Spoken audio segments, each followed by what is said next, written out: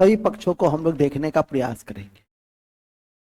मैंने पूर्व के दिनों में बिल्कुल शुरू से पढ़ाया है इतिहास में कि इतिहास क्या है, वहां से हमने आपको जानकारी देनी शुरू की और वहां से होते हुए हम लोग आधुनिक भारत और आधुनिक भारत की कड़ी में हम लोग स्वतंत्रता संग्राम में प्रवेश किया। हालांकि इसके पहले एक बड़ा महत्वपूर्ण कक्षा हुई थी जिसकी वीडियो भी आपसे शेयर किया गया है और वो था भारतीय राष्ट्रीय आंदोलन का उदय और विकास। पिछले दिन हमने एक दो दिन पहले हमने वो कक्षा आपको दी थी कि राष्ट्रीय आंदोलन का उदय और विकास के क्या कारक थे। उसमें मैंने ब्रिटिश औपनिवेशिक नीतियों की जानकारी दी थी। उसमें हमने सामाजिक आर्थिक सुधार पुनर्जागरण के विषय में बताया था। उसमें हमने प्रेस और संचार, प्रेस और साहित्य का विकास और संचार साधनों का विकास था उसके विषय में बताया था। और तत्कालिक जो कारण थे उसमें लिप्टन की नीतियां किए और इलवर्ट बिल विवाद के विषय में हमने आपको जानकारी दी। मैंने पहले ही कहा है कि एक एक कक्षा, इसलिए मैंने कहा कि किसी का कक्षा छूटना नहीं चाहिए। जैसे ही स्वतंत्रता संग्राम आप छोड़ देते हैं या किसी कारण से याद नहीं करते हैं तो यह तय मानिए कि आप रेस से बाहर हैं। आप कमीशन में सामान्य अध्ययन की कक्षा में आप रेस से बाहर हो गए, क्योंकि हर जगह उसके अलग अलग महत्व होते हैं। एक गुच्छे में क्वेश्चन आता है 15, 20, 22, तो स्वाभाविक है कि जब आप 15, 20, 22 क्वेश्चन को ही छोड़ दीजिएगा तो आप compete करने की आशा नहीं रख सकते। और बहुत छोटा खंड है, ऐसा भी नहीं कि बहुत बड़ा खंड है। हाँ, और सभी खंड एक दूसरे से जुड़े हुए हैं, तथ्यों की काफी ज्यादा उसमें उपस्थिति है। तो स्वाभाविक है कि एक छोटा सा सत्याग्रह चंपारण पढ़िएगा तो 22 तथ्य आपको मिलेंगे और उन सभी तथ्य को आपको जहन में रखने हैं और सभी तथ्य आपकी परीक्षा के दृष्टि से मायने भी रखते हैं। तो हमारी आज की कक्षा वहीं से आरंभ होती है कि भारतीय लिखा भी हुआ है, भारतीय राष्ट्रीय कांग्रेस की स्थापना के साथ स्वतंत्रता संग्राम की शुरुआत होती है, जिसे हम उदारवादी युग के रूप में जानते हैं। प्रथम चरण जो राष्ट्रीय आंदोलन का था उसे उदारवादी चरण के रूप में हम लोग जानते हैं। उदारवादी क्यों? क्योंकि हम लोगों ने pray petition, protest, press, program इत्यादि पे फोकस किया। हम लोगों ने बहुत एग्रेसिव पॉलिटिकल पॉलिसी नहीं बनाई। जैसे दूसरे चरण में स्वराज्य हमारा जन्मसिद्ध अधिकार है, हम उसे लेकर रहेंगे, हमने इस तरह की बातें नहीं की। यह सही है कि स्वराज्य शब्द पहले हमने इसी चरण में दिया था, लेकिन हम इसे लेकर रहेंगे ये बातें हम नहीं की। हमने वंदे मातरम की बातें नहीं की, क्योंकि एक आरंभिक चरण था जिसमें सबसे पहले सरकार के जो कुप्रभाव थे उससे बचते हुए लोगों को चेतनावान बनाना था राष्ट्रीय स्तर पर। और ये इसी आवश्यकता को देखते हुए हमने बोले उदारवादी नीतियों को ही प्रश्रय दिया। उस समय जो भी महत्वपूर्ण नेता थे वो भी उदारवाद के पक्ष में ही थे। दादा भाई नौरोजी, सुरेंद्र नाथ बनर्जी, बिमोस WC बनर्जी, बिमोस चंद्र बनर्जी, ये जितने लोग थे वो सब उदारवाद के पक्ष में ही थे। तो ये सारे संदर्भों को देखेंगे, ये भी देखेंगे कि कांग्रेस की जो स्थापना हुई उस कांग्रेस की स्थापना का उद्देश्य क्या था, स्वरूप क्या था, ठीक है कि नहीं। उन सब बिंदुओं को देख कांग्रेस की उपलब्धि पहले चरण में, उदारवादी चरण में 1905 तक, 1885 से 1905 तक उसकी उपलब्धि क्या रही। कांग्रेस के जो अधिवेशन हुए, महत्वपूर्ण अधिवेशन 1885 से लेकर 1905 तक, वो अधिवेशन कहाँ हुआ, किसके अध्यक्षता में हुआ, क्या मूलभूत बिंदु थे, ठीक है कि नहीं। तो इसी एंगल से हम लोग इस आज की इस कक्षा को अगले 2-3-2.5 घंटे, जब तक हमारा ये पहला भाग पूरा नहीं होता है तब तक ये चलते रहेंगे। इसलिए आपको लिखा भी जाता है रूटीन में 4:30 से शुरू होगी, खत्म होने का कोई टाइम नहीं है। 9 भी बज सकता है, 10 भी बज सकता है, इसलिए अभी भी भागना है तो भाग सकती हो, ठीक है कि नहीं। और 7 बजे में भी खत्म हो सकता है, लेकिन पूरी बात करके ही आपको विदा करेंगे। आरंभ करते हैं, लिखते हैं। सबसे पहले टॉपिक लिखिए, भारतीय स्वतंत्रता संग्राम। भारतीय स्वतंत्रता संग्राम पहला चरण, पहला चरण, पहला चरण और भारतीय राष्ट्रीय कांग्रेस की पहला चरण एवं कांग्रेस की स्थापना, यही टॉपिक है। एवं कांग्रेस की स्थापना एवं कांग्रेस की स्थापना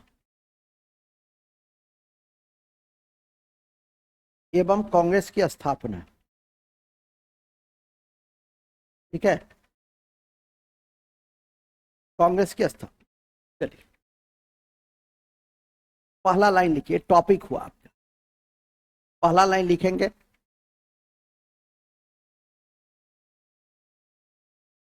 स्वतंत्रता संग्राम, भारतीय स्वतंत्रता संग्राम,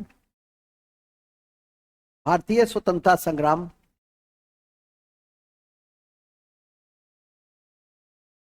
विचारधारा, विचारधारा, सिद्धांत, विचारधारा, सिद्धांत एवं मूल्यों से संबंधित, मूल्यों, मूल्यों से संबंधित, मूल्यों से संबंधित, मूल्यों से संबंधित आंदोलन था, जिसके 3 चरण, जिसके 3 चरण थे, जिसके 3 चरण थे, जिसके 3 चरण थे। पहला चरण 1885 से 1905, पहला चरण 1885 से 1905, जिसे उदारवादी चरण कहते हैं, जिसे उदारवादी चरण कहते हैं, जिसे उदारवादी चरण कहते हैं। दूसरा चरण था उग्रवादी चरण, दूसरा चरण था उग्रवादी चरण, उग्रवादी चरण 1905 से 1917, 1905 से 1917, 1905 से 1917। और तीसरा चरण था, और तीसरा चरण था गांधीवादी चरण 1917 से 1947, 1917 से 1947। ठीक है, 1917 से 1947, यही 3 चरण थे। हालांकि बहुत सारे जगहों पर क्रांतिकारी राष्ट्रवाद को भी एक एक करके देखते हैं, लेकिन क्रांतिकारी राष्ट्रवाद को हम लोग इसी में देखते हैं। उदारवादी चरण में ही कुछ धाराएं क्रांतिकारी गतिविधियों की ओर अग्रसर थी। उसको 2 भागों में बांट कर देखते हैं, एक प्रथम विश्व युद्ध से पहले का, और दूसरा प्रथम विश्व युद्ध के बाद का। और तब जाकर हमारा यह स्वतंत्रता संग्राम पूरा होता है। जहां तक उदारवादी चरण का संदर्भ है, शुरू में ही बताया गया, नाम ही है उदारवादी चरण। उदारवादी नीतियां होगी, और उदारवादी नीतियां के मुख्य आयाम क्या थे? अनुनय विनय की राजनीति, IP की राजनीति, तो 2 P और जोड़ लो, प्रार्थना की राजनीति, प्रार्थना करते थे हम लोग, पेटिशन देते थे, P से पेटिशन, प्रार्थना पत्र देते थे कि श्रीमान, नहीं जैसे हम लोग भी स्कूल कॉलेज के दिनों में प्रधानाचार्य को नहीं देते थे कि सेवा में, प्रधानाचार्य महोदय मैं अत्यंत गरीब छात्र हूँ, कृपया मेरे फीस को कम कर दिया जाए, जूता चप्पल कुछ खरीद दिया जाए, याचना करते। यही काम ये लोग भी करते। ठीक है, और तीसरा है प्रदर्शन, प्रोटेस्ट। अब प्रोटेस्ट बड़ा शांति के साथ संवैधानिक तरीके से, पहले जिला कलेक्टर से आदेश लेते थे, तो बगल में 10-20 लोग जागते थे, प्रदर्शन करते थे कि हमें सरकार की यह नीतियां पसंद नहीं आई, विचार कीजिए। कि लाठी वाठी मारा, भागा, कोई दिक्कत नहीं। लेकिन उग्रवादी चरण में फिर उसका विरोध होने लगा। पहले यही लिखिएगा, तो लिखिए उदारवादी चरण या प्रथम चरण में, प्रथम चरण में, प्रथम चरण में, प्रथम चरण में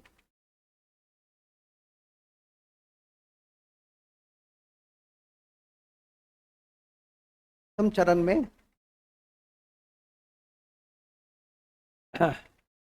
5P 5P की नीति पे बल दिया गया। 5P के नीति पे बल दिया गया। 5P के नीति पे बल दिया गया।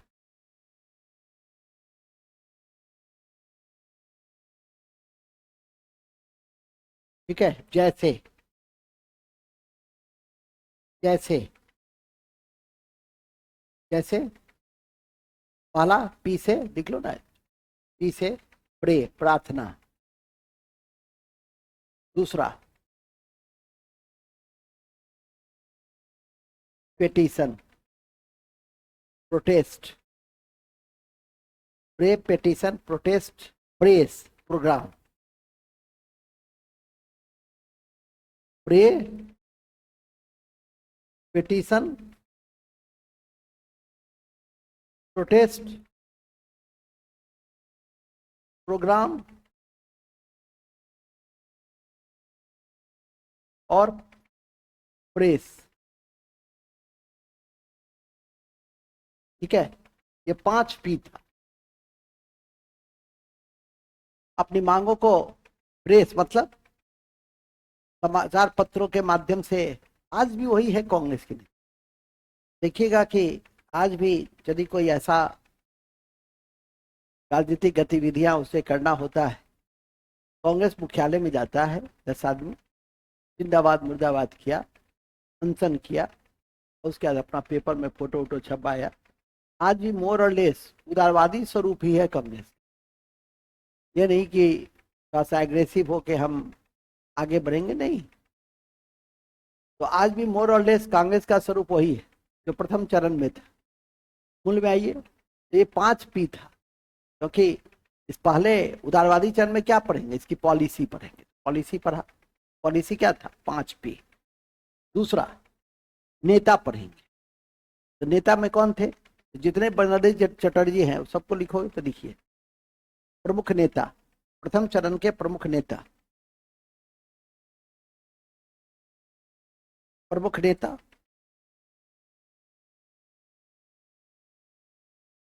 प्रमुख नेता में सबसे पहले लिखिए यो ह्यूम, एओ ह्यूम, एओ ह्यूम, जो सेवानिवृत्त सिविल सेवक थे, जो सेवानिवृत्त, जो सेवानिवृत्त सिविल सेवक थे, जो सेवानिवृत्त सिविल सेवक थे,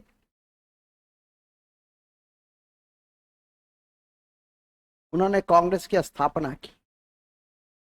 उन्होंने कांग्रेस की स्थापना की। उन्होंने कांग्रेस की स्थापना, ऐसे लिख लो, उन्होंने कांग्रेस की स्थापना 28 दिसंबर 1885 में किया। 28 दिसंबर 1885 में किया, अंडरलाइन कर लो, एक एक तथ्य इंपॉर्टेंट है। 28 दिसंबर 1885, 28 दिसंबर 1885 में किया, एक एक तथ्य इंपॉर्टेंट है। कांग्रेस के संस्थापक कौन थे, यो ह्यूम।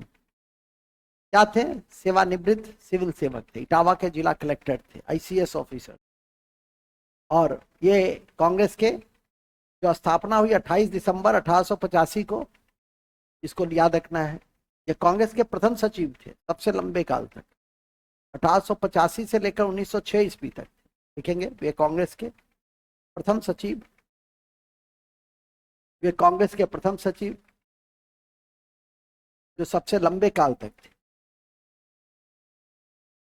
जो सबसे लंबे काल तक। जो सबसे लंबे काल तक थे, ठीक है, जो सबसे लंबे काल तक थे, जो सबसे लंबे काल तक थे, उन्हें कल बताए थे, एक दिन बताए थे कि शिमला का संत कहते हैं। भारत के पहले पक्षी वैज्ञानिक थे, सब लिखा चुके हैं पूरे 2-3 दिन पहले लिखेंगे। वे पहले भारत के पहले पक्षी वैज्ञानिक, वे भारत के पहले पक्षी वैज्ञानिक थे, वे भारत के पहले पक्षी वैज्ञानिक थे,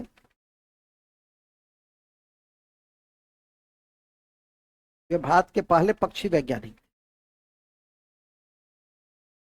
एवं उन्हें शिमला का संत कहा गया। उन्हें शिमला का संत कहा गया,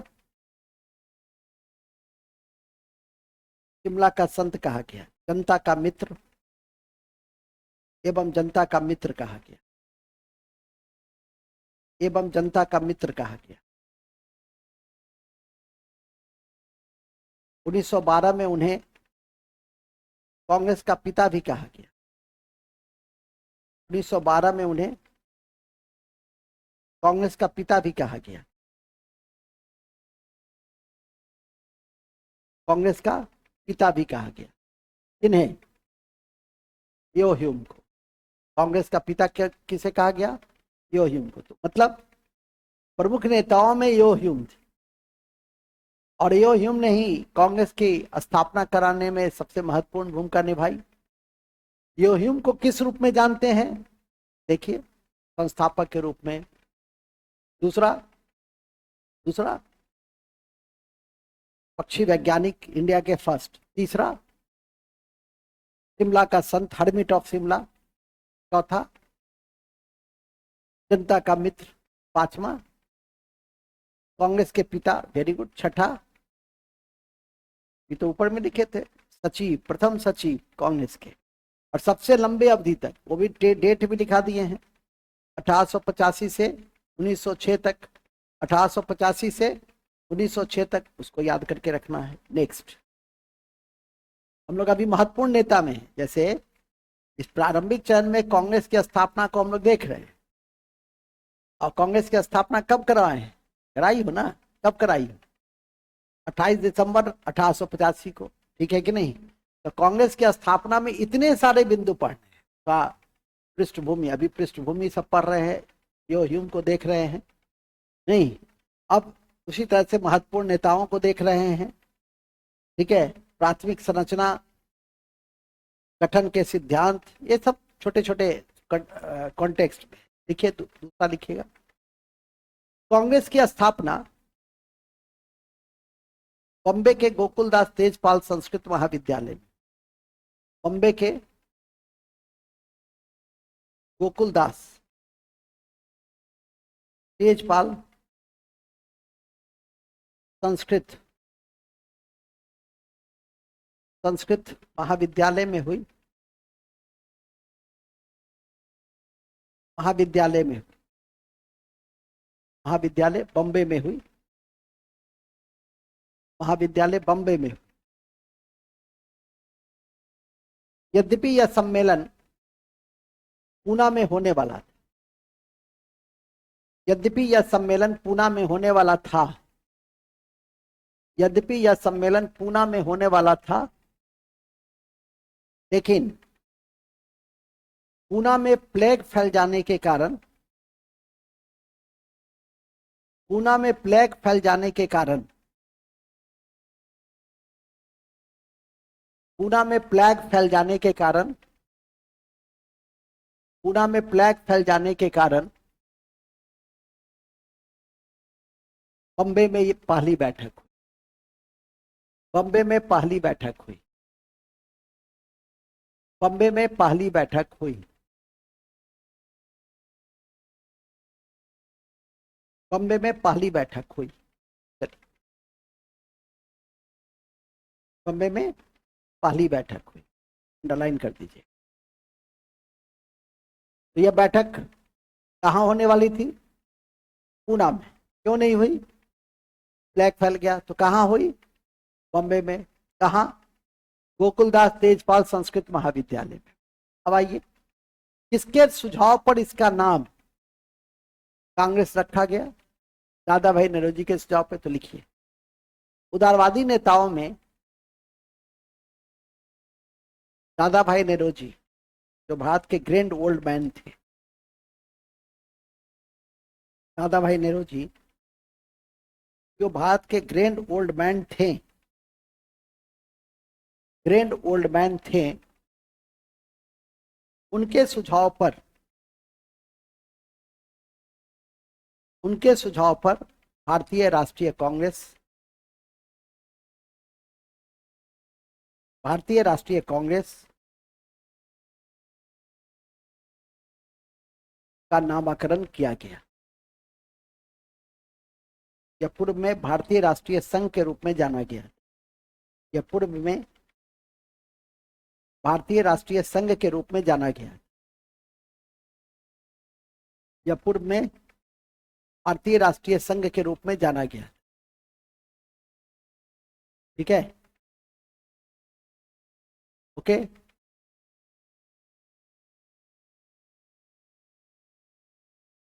चलिए,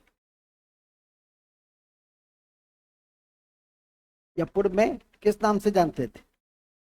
भारतीय राष्ट्रीय कांग्रेस के नाम से जानते थे। अब लिखिए,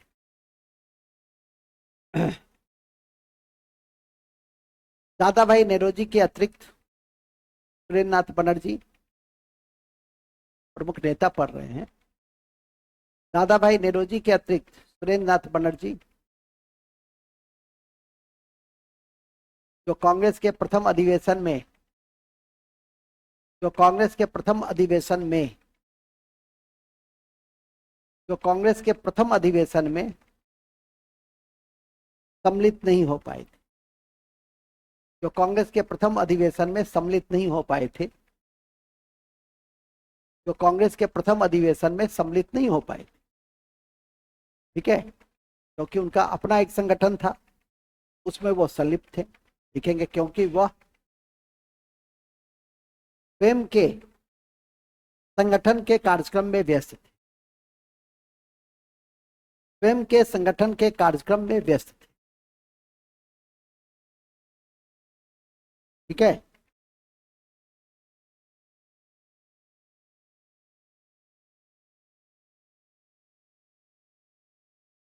व्यस्त थे। फिर लिखिए, डब्ल्यू.सी. बनर्जी, डब्ल्यू.सी. बनर्जी,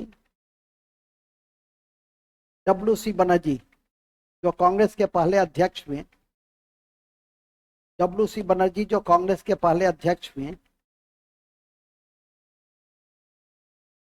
दिनेशा वाचा, दिनेशा वाचा, दिनेशा वाचा, दिनेशा वाचा, फिरोज शाह मेहता, फिरोज शाह मेहता, बदरुद्दीन तैयब जी, बदरुद्दीन तैयब जी, बदरुद्दीन तैयब जी जो कांग्रेस के पहले मुस्लिम अध्यक्ष थे, तो ब्रैकेट में लिख देना, बदरुद्दीन तैयब जी के ब्रैकेट में लिख देंगे, जो कांग्रेस के पहले मुस्लिम अध्यक्ष थे, जो कांग्रेस के पहले मुस्लिम अध्यक्ष थे। दूसरे मुस्लिम अध्यक्ष कांग्रेस के रहमतुल्लाह सयानी थे, दूसरे मुस्लिम अध्यक्ष कांग्रेस के रहमतुल्लाह सयानी थे, रहमतुल्लाह सयानी थे। दूसरे मुस्लिम अध्यक्ष कौन थे?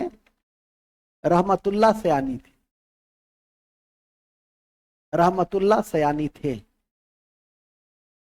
रहमतुल्लाह सयानी थे। बहुत अच्छा। ठीक है, पहले कौन थे? एक बार बीपीएससी में क्वेश्चन भी पूछा, कांग्रेस के पहले अधिवेशन में तो 72 प्रतिनिधि थे, यह तो याद रखना है।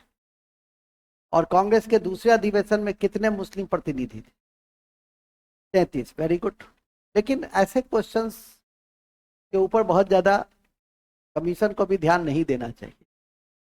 ये पूछता है, आपसे पूछा जा सकता है कि पहले कांग्रेस के पहले अधिवेशन में बिहार बंगाल से कितना था? 3। सबसे अधिक बॉम्बे से था, 33 पीछे लिखा हुआ है। पूछने के लिए तो माइक्रो रूप में भी आपको जानना चाहिए, ठीक है कि नहीं? तो पहले ऐसे लिख लो, पहले मुख्य नेता लिख लिए ना। मुख्य नेता कौन कौन लिखे? सबसे पहले लिखे एओ ह्यूम, दादा भाई नौरोजी, डब्ल्यू सी बनर्जी, हाँ, फिरोज शाह मेहता, दिनेशा वाचा, बद्रुद्दीन तैयब जी, रहमतुल्लाह सयानी। अच्छा, सबके साथ जो महत्वपूर्ण तथ्य है उसको भी ब्रैकेट में लिखे। पूछेगा दूसरे मुस्लिम अध्यक्ष कौन थे, ठीक है।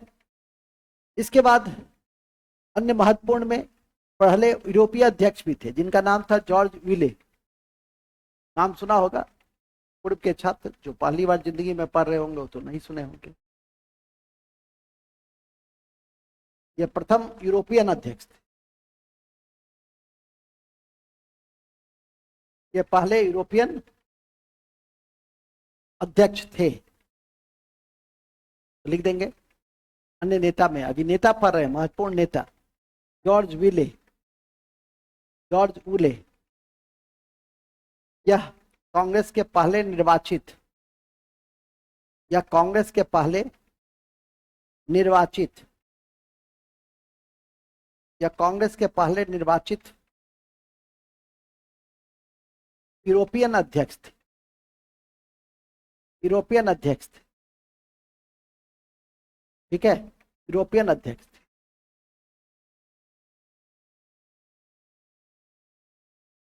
इतनी बात प्रमुख नेता में आप पर्चा लीजिए। और प्रमुख नेता की कड़ी में ही कांग्रेस की स्थापना भी मैं कर दिया। कहाँ कर दिया?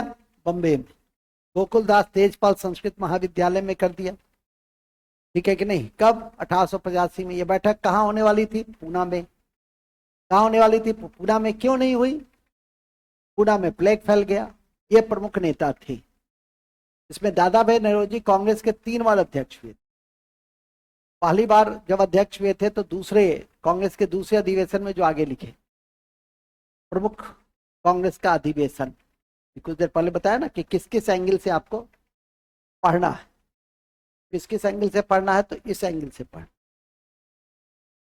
यही है आपका कांग्रेस की स्थापना और उदारवादी चरण। तो इसी सारे एंगल को हम लोग, यहाँ तक कि महत्वपूर्ण कथन, उसको भी देखेंगे, ठीक है कि नहीं, कि किसने कौन सा कथन कहा।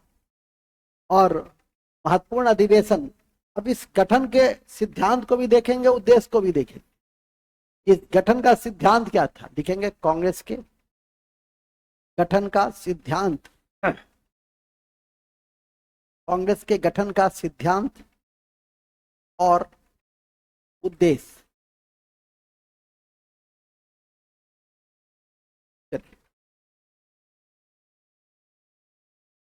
और उद्देश्य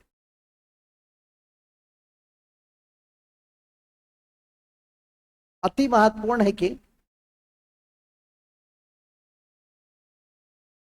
पंजाब का शेर लाला लाजपत राय ने, पंजाब का शेर लाला लाजपत राय ने,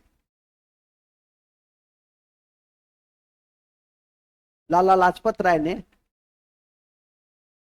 पंजाब का शेर लाला लाजपत राय ने,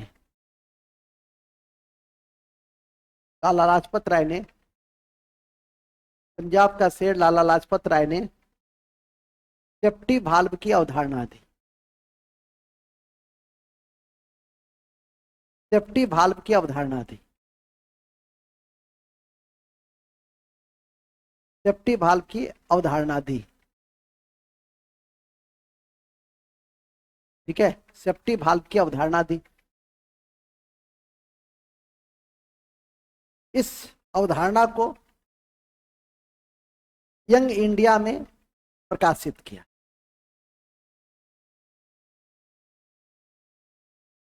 इन्होंने बताया,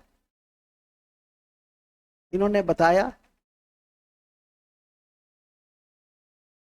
कि जनता के असंतोष को इस संगठन के द्वारा नियंत्रित किया गया। इन्होंने बताया कि जनता के असंतोष को इस संगठन के द्वारा नियंत्रित किया गया।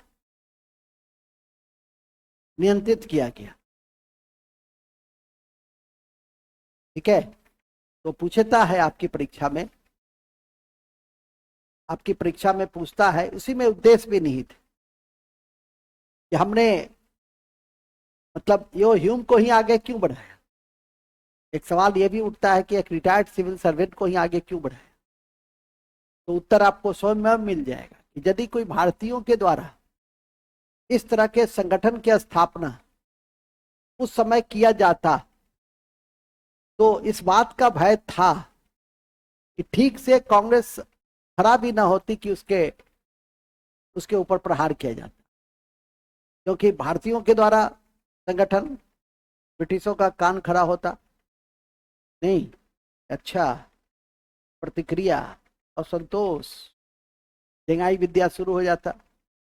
इसीलिए उन लोगों ने यह सोचा कि ब्रिटिशों को ही आगे किया जाए और उसके आड़ में ही अपनी राजनीति को धीरे धीरे करके, जब तक कि वो पूरी मजबूत नहीं हो जाए, जब तक कि जनता उद्वेलित नहीं हो जाए, चेतनावान नहीं हो जाए, जागरूक नहीं हो जाए, तब तक उसको इस तरह से धीरे धीरे करके आगे बढ़ाना।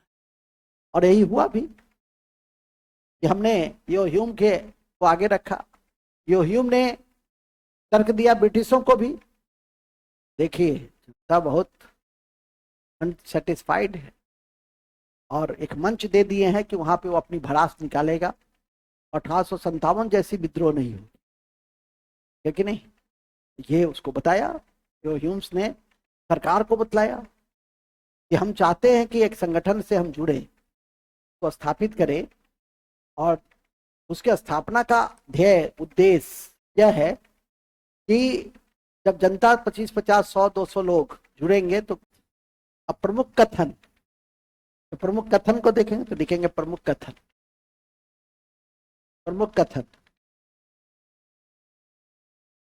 आ रहा है। प्रमुख कथन में सबसे पहले देखो, जब कांग्रेस का स्थापना हुआ तो उस समय भारत के वायसराय कौन थे? लॉर्ड डफरिन थे, तो याद होगा लॉर्ड डफरिन थे। और लॉर्ड डफरिन ने कहा था कि कांग्रेस बहुत छोटे वर्ग का प्रतिनिधित्व करती है।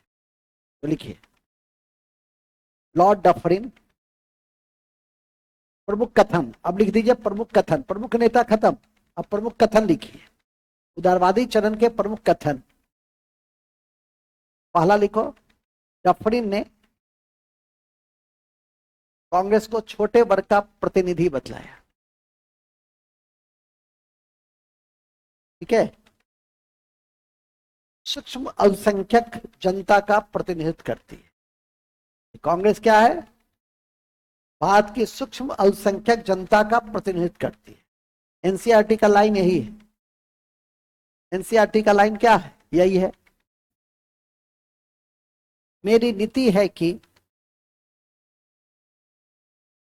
जब से मैं भारत में आया हूं, मेरी नीति है कि मैं किसी भी तरह, मेरी नीति है कि मैं किसी भी तरह कांग्रेस को नपुंसक बना दूं, नपुंसक बना दूं। जब से मैं भारत में आया हूं, मेरी नीति रही है कि मैं किसी भी तरह कांग्रेस को कमजोर, नपुंसक बना दूं। ठीक है, शांतिपूर्ण मृत्यु की आकांक्षा, कॉमा ब्रैकेट में लिख देंगे, कॉमा करके, शांतिपूर्ण मृत्यु की,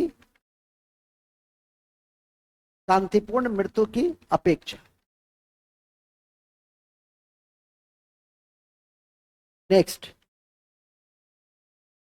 शिक्षित, नेक्स्ट पॉइंट, शिक्षित भारतीय का वार्षिक राष्ट्रीय मेला है। यह किसने कहा था?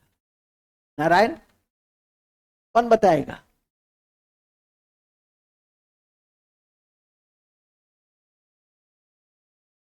शिक्षित भारतीयों का राष्ट्रीय वार्षिक उत्सव है। सब लोग कोट टाई पहन के आए, मोटा मोटा भाषण दिए, खाना पीना खाए, हाथ उथ मिलाए, अब फिर चले गए। कौन बताएंगे? देखो तो मैसेज में कोई दे रहा है आंसर तो। किसी ने आंसर दिया, शिक्षित भारतीय। हाँ, विकास कुमार कामत, वेरी गुड। लाला लाजपत राय ने। किसने कहा था? लाला लाजपत राय ने। तो लाला लाजपत राय को यह क्रेडिट नहीं जाएगी, विकास जी को यह क्रेडिट जाएगी, क्योंकि सबसे पहले उन्होंने बोला है। तो लिखिए, उनसे भी पहले चेतना कुमारी ने बोला, उनसे भी पहले चंदन जी ने बोला, उनसे भी पहले सोनी कुमारी ने बोला। अरे वाह, वेरी गुड। चलिए ठीक है। लिखिएगा, शिक्षित भारतीयों का वार्षिक राष्ट्रीय मेला लाला लाजपत राय ने कहा। लाला लाजपत राय ने कहा। किसने कहा? लाला लाजपत राय ने कहा। Okay, next.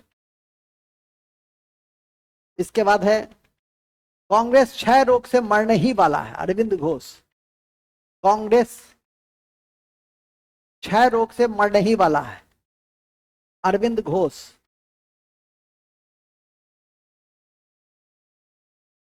अरविंद घोष।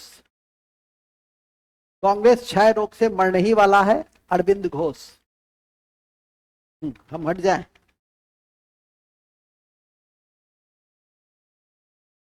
क्या हुआ? ये उग्रवादी थे, उदारवादी नहीं थे, उग्रवादी थे।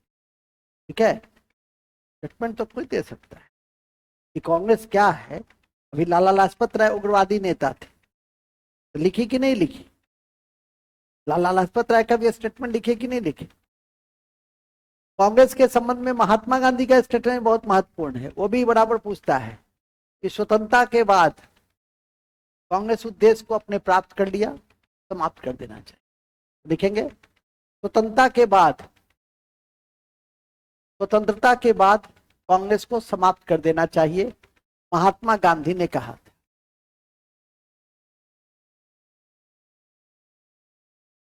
महात्मा गांधी ने कहा था। ठीक है, देखिए कितना अच्छा है। एक आध और लिख दो। तिलक ने कहा था क्या? कांग्रेस के नेता राजनीतिक भिक्षावृत्ति करते। तिलक के नेता, तिलक कांग्रेस के नेता राजनीतिक भिक्षावृत्ति करते हैं, तिलक। महात्मा गांधी कहे तो बीच में मत बोलो ना, हुल्लेरे रे शुरू हो गया फिर। ध्यान से सुनो, कांग्रेस को समाप्त कर देना चाहिए स्वतंत्रता के बाद, किसने कहा? महात्मा गांधी ने कहा। फिर लिखिए, कांग्रेस के नेता राजनीतिक भिक्षावृत्ति करते हैं, किसने कहा? तिलक ने कहा। तिलक ने कहा। तिलक ने कहा। एक दो और लिख दो। कांग्रेस का जन्म ब्रिटिशों के मित्र के रूप में हुआ, उपलैंड। कांग्रेस का जन्म ब्रिटिशों के मित्र के रूप में हुआ, उपलैंड। उपलैंड। उपलैंड। कांग्रेस का जन्म ब्रिटिशों के मित्र के रूप में हुआ, न कि दुश्मन के रूप में। ये किसने कहा? उपलैंड ने कहा। ठीक है, बस इतना लिखिएगा। एक सर सैयद अहमद खान का भी लिख दो, हर हर धारा से एक आध लिख दो। सर सैयद अहमद खान ने कहा कि कांग्रेस का आंदोलन न योजनाबद्ध था, न लोगों के द्वारा प्रेरित। कांग्रेस का आंदोलन, कांग्रेस का आंदोलन न न कांग्रेस का आंदोलन न योजनाबद्ध था, ना योजनाबद्ध था और नहीं और नहीं और नहीं और नहीं लोगों के द्वारा प्रेरित, नहीं लोगों के द्वारा प्रेरित। ठीक है, बस इतनी बिंदु आपके लिए पर्याप्त है। ओके, हम लोग कांग्रेस के अधिवेशन में चलते हैं। ठीक है, क्या क्या पढ़ लिए? कांग्रेस की स्थापना पढ़े, कांग्रेस के नीतियां पढ़े आरंभिक चरण में, कांग्रेस के आरंभिक नेता पढ़े, कांग्रेस के संबंध में जो महत्वपूर्ण टिप्पणी किया गया विभिन्न धाराओं के द्वारा उसको देखा। पदों के भूखे पॉलिटिशियंस, इसने कहा, बंकिम चंद्र चटर्जी ने कहा कांग्रेस सूक्ष्म लोगों का प्रतिनिधि करती है। डफरिन, मैं कांग्रेस की शांतिपूर्ण मृत्यु की आकांक्षा रखता हूं। कर्जन, कांग्रेस न तो लोगों के द्वारा प्रेरित है न योजनाबद्ध। ठीक है, कांग्रेस राजनीतिक भिक्षावृत्ति की संज्ञा, कांग्रेस को राजनीतिक भिक्षावृत्ति की संज्ञा। तिलक, तो कुल मिलाकर आप समझ गए कि विभिन्न धाराओं ने जो बात कही उस धारा को आपको याद करके रखना है। उसमें कर्जन वाला जो टिप्पणी है कई बार परीक्षा में पूछा, इस बार भी पूछा। तुम टीआरई की बात कर रहे, हाँ लेकिन है वो भी तो बीपीएससी है, तो अच्छा इतिहास में पूछा था, पूछेगा ही, फिर पूछेगा। हम तो 7-8 लिखा देते हैं, अब नहीं याद करोगे तो हम क्या कर लें? या अभी याद हो गया अब परीक्षा में जाके भूला गए, सर हम तो कंफ्यूज कर गए। कंफ्यूज क्या होता है? 5वां पढ़ोगे तो थोड़ी। आज एक बच्ची हमसे पूछ रही थी कि सर याद नहीं होता है क्या करें। ठीक है कि नहीं? अरे याद नहीं होता है क्या करें? पढ़ते नहीं है इसलिए याद नहीं होता है। 5वां बैठ के पढ़ोगी, 5वां बैठ के रिवीजन कीजिएगा, 5 बार में नहीं होता है सर, 10 बार पढ़िएगा, 20 बार पढ़िएगा, पढ़िएगा, याद किसे नहीं? इसका तो पढ़ाई पे ध्यान ही नहीं है। ठीक है कि नहीं? तो इसलिए रिवीजन मस्ट, बराबर कहते भी है कि स्टडी क्लास, क्लास के साथ साथ प्रैक्टिस रिवीजन, ये 3 चीज कोई भी कंपटीशन को बहुत आसान बना देता है। क्लास करते रहिए, सिलेबस को एकदम एकीकृत रूप में कर लीजिए पूरा। इसके बाद आप रिवीजन करते रहिए और प्रैक्टिस करते रहिए। और एनसीईआरटी को एकदम कंपटीशन की तैयारी करते हैं तो एनसीईआरटी को साथ मत छोड़िए किसी भी रूप में। ठीक है कि नहीं? तो स्पष्ट है, आगे चलिए। सब हो ही गया। अब महत्वपूर्ण अधिवेशन, कांग्रेस के महत्वपूर्ण अधिवेशन, कांग्रेस का महत्वपूर्ण अधिवेशन देखो। कांग्रेस का सबसे पहला आपका आया, पहला 1885, तो लिखिए पहला। कांग्रेस का पहला अधिवेशन बॉम्बे में हुआ। अध्यक्ष अध्यक्ष डब्ल्यू.सी. बनर्जी थे। 72 प्रतिनिधि ने हिस्सा लिया, सबसे अधिक बॉम्बे से। 72 प्रतिनिधि ने हिस्सा लिया, सबसे अधिक बॉम्बे से, सबसे अधिक बॉम्बे से, सबसे अधिक बंबई से।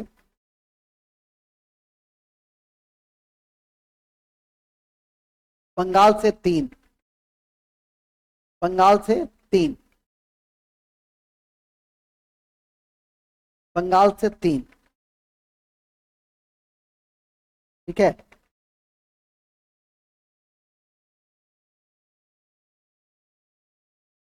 तो मूलतः क्या याद रखना है?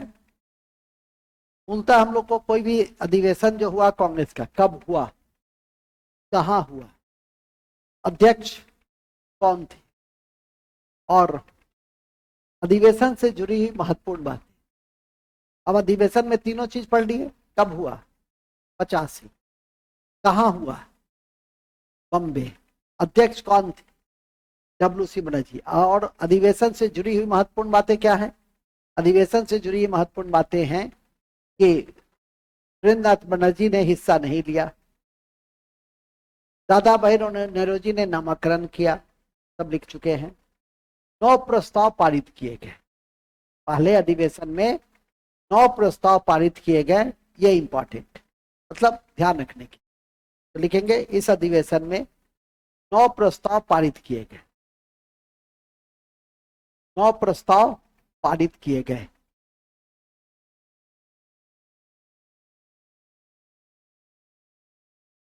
नौ प्रस्ताव पारित किए गए, ठीक है।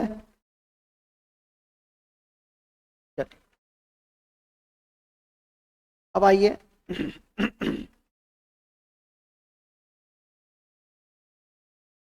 दूसरा कांग्रेस का अधिवेशन, दूसरा कलकत्ता 1886,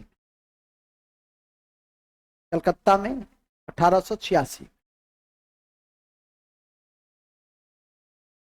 अध्यक्ष अध्यक्ष कौन थे? दादा भाई नेरोजी थे, दादा भाई नेरोजी थे। वर्ष हो गया, वर्ष हो गया 86। कहाँ हुआ? कलकत्ता। अध्यक्ष कौन थे? दादा भाई नेरोजी। अब क्या था महत्वपूर्ण बिंदु? 436 प्रतिनिधि ने हिस्सा लिया था, तो लिखो 436 प्रतिनिधि ने हिस्सा लिया था। इनमें 33 मुस्लिम थे, इसमें 33 मुस्लिम थे, इसमें 33 मुस्लिम प्रतिनिधि थे, ठीक है। इसमें 33 मुस्लिम प्रतिनिधि थे। इसी अधिवेशन में के बाद डफरिन ने डिनर दिया था, प्रीति भोज दिया था। इसी अधिवेशन के बाद डफरिन ने सबको डिनर दिया था, प्रीति भोज, ठीक है, प्रीति भोज दिया था।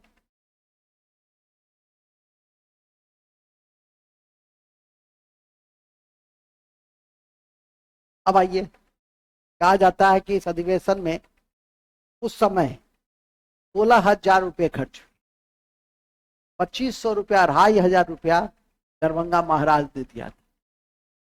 बिहार से जुड़ा हुआ है, ठीक है कि नहीं। और बिहार के 2 प्रमुख लोग शामिल हुए थे, एक विशेषर सिंह और दूसरा शालिग्राम सिंह। और उनका झोला उठाने के लिए गजाधर बाबू, गजाधर प्रसाद सिंह था जो भी है, और एक पूर्णेंदु नारायण सिंह थे, हम नहीं थे, ठीक है, पूर्णेंदु नारायण सिंह थे। तो इस तरह से ये लोग सहयोगी में थे, मूल तो 2 ही थे। तो ये जो मूल बिंदु है उसको लिखेंगे, लिखिए। सेकेंड अधिवेशन में, सेकेंड अधिवेशन में दरभंगा के महाराज ने 2,500 अनुदान दिया। क्या प्रॉब्लम है?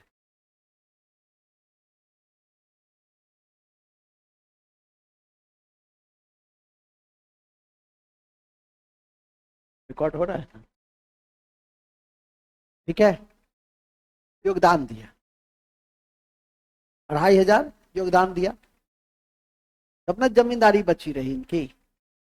कांग्रेस के सारे, अरे कांग्रेस चलता था किससे? इन्हीं पूंजीपतियों से, जमींदारों से चलता था, ठीक है। खर्चे चलाने के लिए तो आई था कि पैसे नहीं देते तो अधिवेशन पे जो ये खर्च होता था, होता कहां से? तीसरा, बिहार से 2 लोग लिखेंगे, बिहार से 2 लोग इस अधिवेशन में शामिल हुए, विश्वेश्वर सिंह, शालिग्राम सिंह,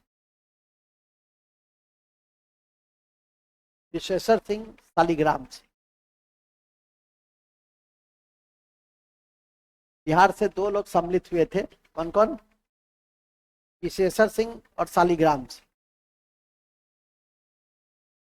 इनके सहयोगी के रूप में गजाधर प्रसाद और पूर्णेंदु नारायण सिंह शामिल। इनके इनके सहयोगी के रूप में गजाधर गजाधर और पूर्णेंदु नारायण सिंह शामिल हुए।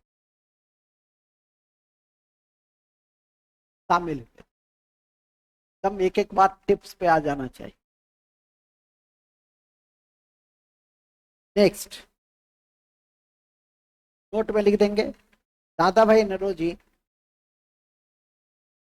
नरोजी प्रथम पारसी अध्यक्ष, प्रथम पारसी और प्रथम गैर हिंदू अध्यक्ष थे। प्रथम पारसी और प्रथम गैर हिंदू अध्यक्ष थे। गैर हिंदू अध्यक्ष थे जो 3 बार कांग्रेस के अध्यक्ष बने। जो 3 बार कांग्रेस के अध्यक्ष बने। जो 3 बार कांग्रेस के अध्यक्ष बने।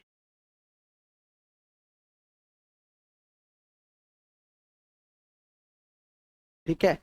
पहला 1886 कलकत्ता, 1886 कलकत्ता, 1893 लाहौर और 1906 कलकत्ता।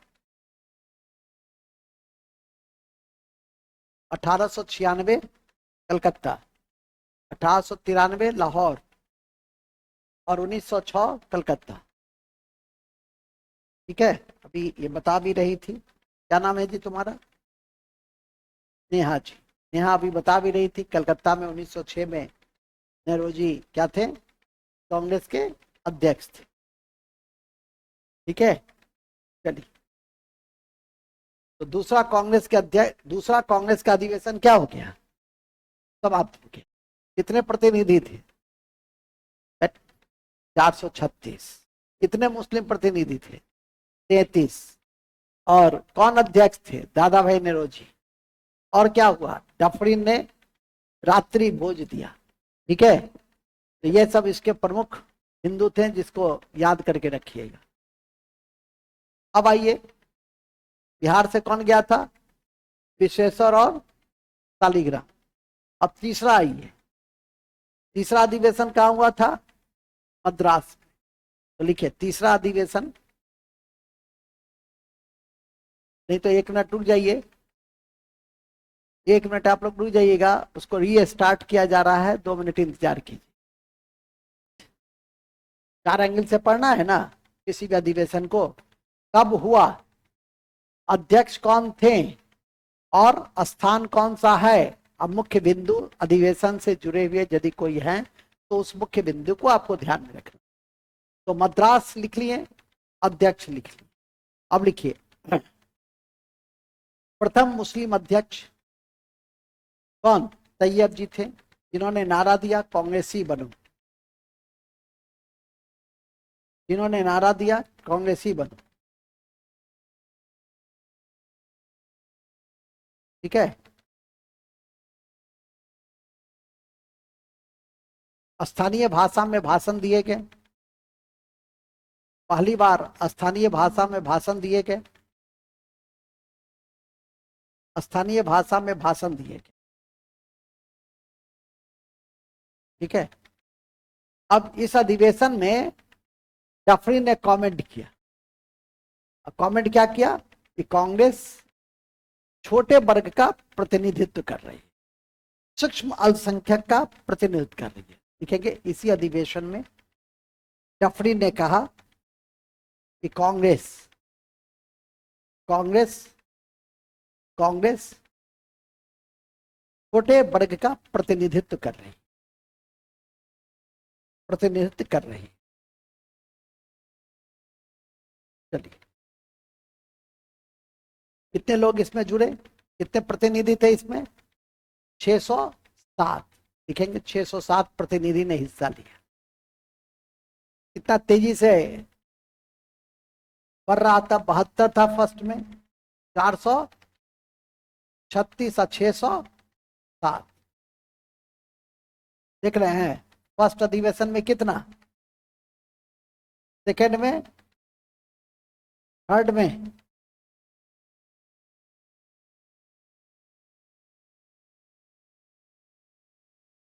ठीक है।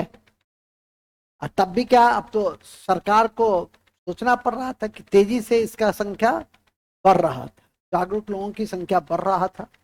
तो कहा मनोबल को तोड़ने के लिए कि कांग्रेस छोटे वर्ग का प्रतिनिधित्व कर रही है, खत्म हो गई बात। उस अधिवेशन में एक प्रस्ताव पारित किया गया, उस प्रस्ताव का नाम था शस्त्र अधिनियम। ठीक है, इसके खिलाफ प्रस्ताव पारित किए गए, तो लिखेंगे इस अधिवेशन में शस्त्र अधिनियम के खिलाफ, शस्त्र अधिनियम के खिलाफ प्रस्ताव पारित किए गए, प्रस्ताव पारित किए गए। ठीक है,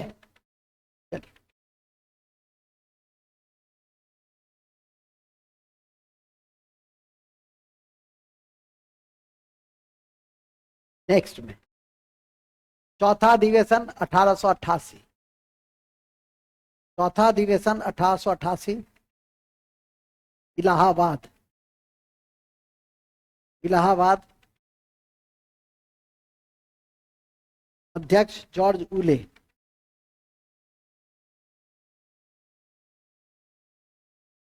ठीक है, जॉर्ज उले।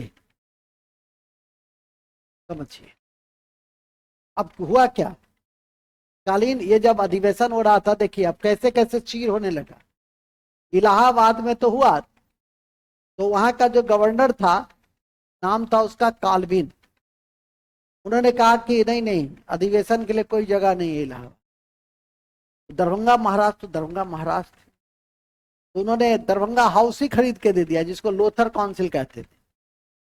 कहा कि लीजिए, खरीद दिए, अब इसमें आप अधिवेशन कीजिए, 2-4 हजार आदमी का भीड़ जुटाइए, भाषण उषण कीजिए। ठीक है कि नहीं, तो इस लाइन को भी लिख लेना है, लिख दीजिए। स्थानीय गवर्नर काल्विन ने, स्थानीय गवर्नर काल्विन ने, स्थानीय गवर्नर काल्विन ने, स्थानीय गवर्नर काल्विन ने अधिवेशन के लिए स्थान देने से मना कर दिया, अधिवेशन के लिए स्थान देने से मना कर दिया। तब तब दरभंगा महाराज, तब दरभंगा महाराज लक्ष्मेश्वर सिंह ने लोथर काउंसिल को खरीद कर दान में कांग्रेस को दे दिया। दरभंगा महाराज लक्ष्मेश्वर सिंह ने, लक्ष्मेश्वर सिंह ने लोथर काउंसिल को खरीद करके कांग्रेस को दान में दे दिया, कांग्रेस को दान में दे दिया। ठीक है, ओके, यहां तक ऑल इज वेल।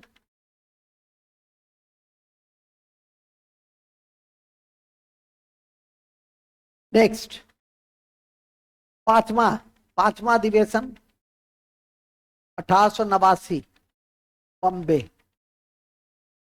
1889 बॉम्बे। अध्यक्ष विलियम बेडरबर्न, अध्यक्ष विलियम बेडरबर्न, विलियम बेडरबर्न,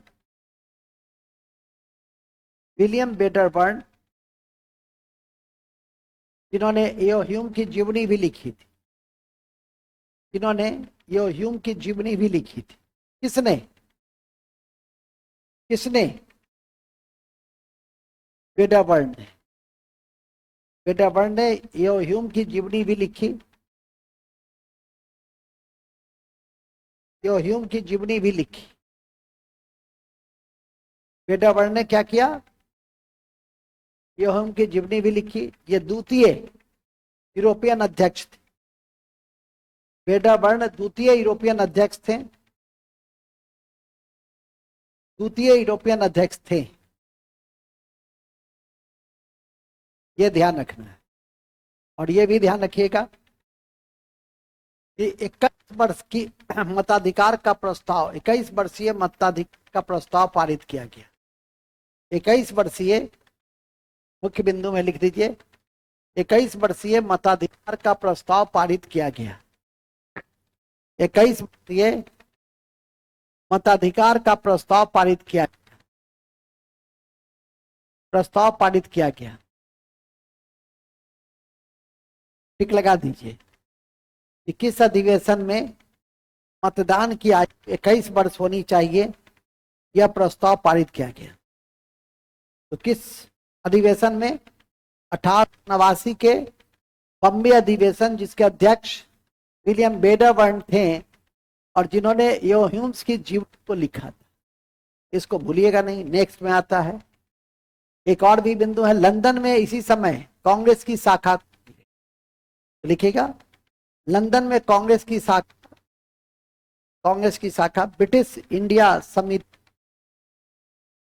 ब्रिटिश इंडिया समिति की स्थापना की गई। लंदन में कांग्रेस की शाखा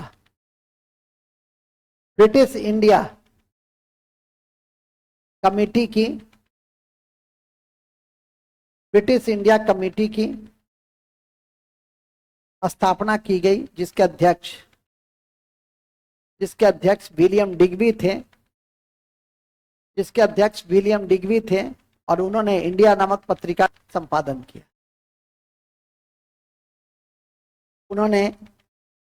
इंडिया नामक पत्रिका का संपादन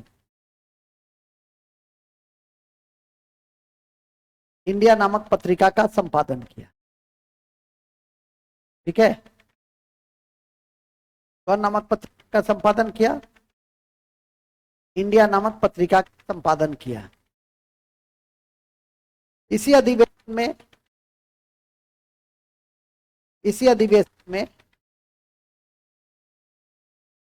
भारत की पहली महिला स्नातक, जो विश्वविद्यालय से निकली थी, भारत की पहली महिला स्नातक कौन? कादम्बनी गांगुली। पहली महिला स्नातक, कलकत्ता विश्वविद्यालय से स्नातक की डिग्री ली थी, ने सम्मेलन में हिस्सा लिया। लेकिन ध्यान रखें कि सम्मेलन को संबोधित 1890 में, लेकिन ध्यान रखें कि संबोधन को याद रखें कि सम्मेलन को संबोधित 1890 में कलकत्ता अधिवेशन में किया, जिसके अध्यक्ष फिरोज शाह मेहता थे। जिसके अध्यक्ष कौन थे? फिरोज शाह मेहता थे। जिसके अध्यक्ष कौन? फिरोज शाह मेहता थे।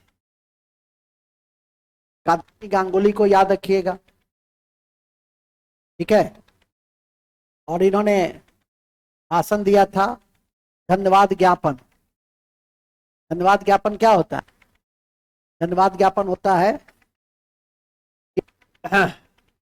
जब पूरा आप लोग भी ऑफिसर बनिएगा तो धन्यवाद ज्ञापन करने का शुरुआत में मौका मिलता है, ठीक है, क्योंकि प्रमुख लोग शुरू में बोलते हैं और यदि आप में वो क्षमता रहेगा तो जो आयोजक के तो कहेंगे धन्यवाद ज्ञापन आप ही कर दीजिए। तो धन्यवाद ज्ञापन में शुरू से कहा जाता है कि मैं आभार व्यक्त करता हूं, मैं धन्यवाद ज्ञापन करता हूं माननीय मुख्यमंत्री जी का, जिन्होंने अपने व्यस्तम समय से निकाल के हमें क्या किया? हाँ, ऋणी किया, ठीक है कि नहीं? हमें ऋणी किया। आभार व्यक्त करता हूं इस महिला सांसद का, जो दिल्ली के दौरे पे थी, अपने व्यस्त समय में से समय निकालकर हमारे बीच आई और हमें मार्गदर्शन दिया। मैं आभार व्यक्त करता हूं गवर्नर साहब का, ठीक है, महामहिम गवर्नर साहब का, जिन्होंने अपना बहुमूल्य समय देकर हमें आशीर्वाद दिया। मैं आभार व्यक्त करता हूं मीडिया के तमाम प्रतिनिधियों का, मतलब लंबा लंबा दिया जाता है, ठीक है कि नहीं?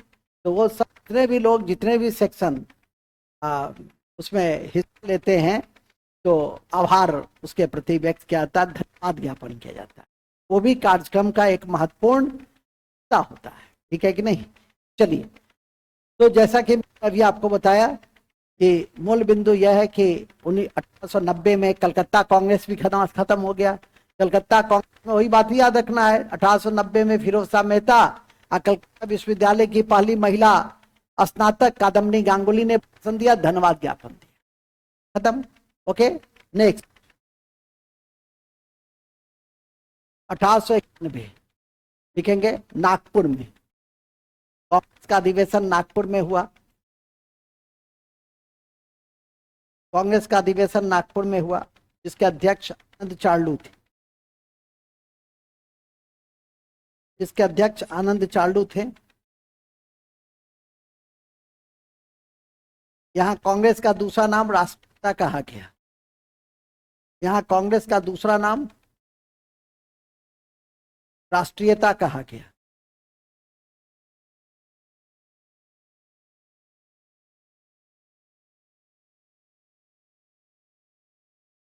नेक्स्ट फटाफट 1892 1892 1892 पहला अधिवेशन था कि लंदन में आयोजित होने वाला था, लेकिन लंदन में आयोजित हुआ कहां, फिर इलाहाबाद। व्योमेश चंद्र बनर्जी, व्योमेश चंद्र बनर्जी 1892 व्योमेश चंद्र बनर्जी अध्यक्ष थे। तो व्योमेश चंद्र बनर्जी भी 2 बार अध्यक्ष हुए। व्योमेश चंद्र बनर्जी भी 2 बार अध्यक्ष हुए। व्योमेश चंद्र बनर्जी भी कितने बार अध्यक्ष हुए, 2 बार अध्यक्ष हुए, ठीक है।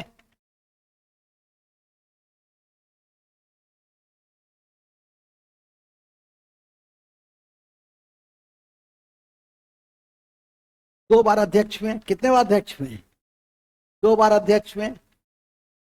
फिर आता है 1893, ये इंपॉर्टेंट था, यह इंपॉर्टेंट था 1893। चंदन जी का लगता है लाइन वाइन कट गया क्या, चंदन जी अंधेरे में क्या लिख रहे हैं, ठीक है। तो तुम जेएनयू वाला हाल किया। जेएनयू में एक बार टीचर जो थे दौरा कर रहे थे रात में 2 बजे दौरा कर रहे थे, तो उनको कुछ आवाज सुनाई दी। तो पूछते हैं कि क्या कर रहे हो, नाम देकर लड़के का। तो कहा कि सर ग्रुप स्टडी कर रहे हैं। तो कहा यार ग्रुप स्टडी कर रहे हो तो ठीक है, लाइट जला लो, अंधेरे में ग्रुप स्टडी क्या हो रहा, ठीक है। उसी तरह से हमारे चंदन जी अध्ययन कर रहे थे। क्या लिखे हैं, बिजली गुल होती है मोबाइल पे लाइट के से, अरे वाह, ये सब तो से गणेश शंकर विद्यार्थी सब है, मोबाइल के लाइट से लिख, वेरी गुड, बहुत बढ़िया। हाँ, तो हम बता रहे थे 1893 लाहौर, दादा भाई नेरोजी अध्यक्ष, दादा भाई नेरोजी अध्यक्ष कौन थे, दादा भाई नेरोजी अध्यक्ष थे।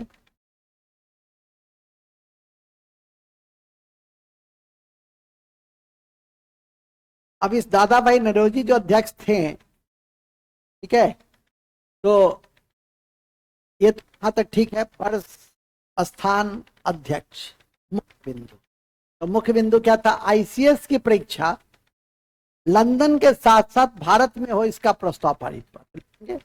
इस अधिवेशन में कहा गया कि आईसीएस की परीक्षा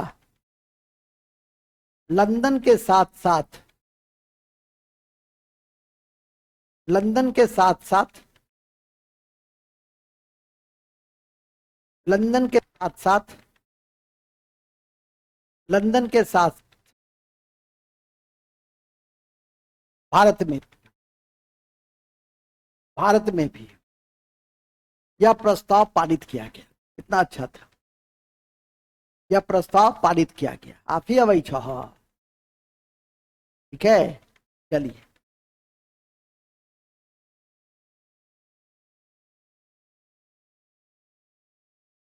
लंदन के साथ साथ भारत में भी प्रस्ताव पारित कर दिए।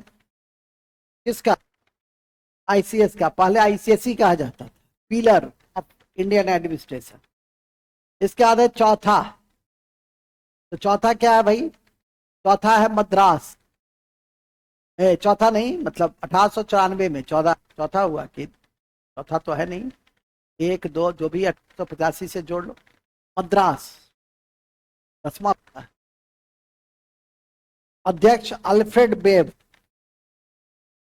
अध्यक्ष अल्फ्रेड बेब।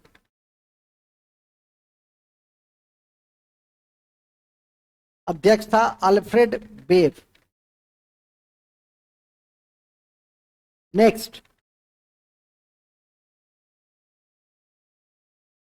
है 1895। 1895 1805 स्थान पूना। स्थान पूना। अध्यक्ष सुरेंद्र बनर्जी। अध्यक्ष सुरेंद्र नाथ बनर्जी।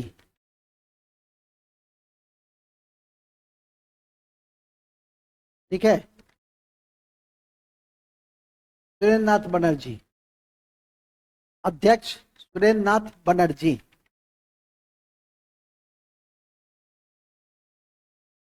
इसी अधिवेशन के क्रम में तिलक ने कहा था कि कांग्रेस को बंद कर देना चाहिए।